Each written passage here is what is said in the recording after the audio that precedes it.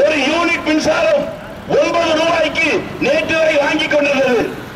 இன்றைக்கு 12 ரூபாய்க்கு வாங்க போகிறோம் என்று உருவாக்கி தர முடியும் என்ற அந்த தொழில்நுட்பம் என்னிடத்தில் இருக்கிறது என்று திட்டக்குழுவுக்கு தந்து எவ்வளவு நாட்கள் ஆகிறது? தங்களுக்கு என்ன கமிஷன் என்பதை பற்றி மட்டுமே கவலைப்படுகின்ற ஒரு நாளாக குடிசை தொழிலை மிகவும் பாதிக்கக்கூடிய ஒரு செயல். இந்த செயல் தமிழக மக்கள் இன்றைக்கு ஒட்டுமொத்தமாக இதை எதிர்க்கின்றார்கள்.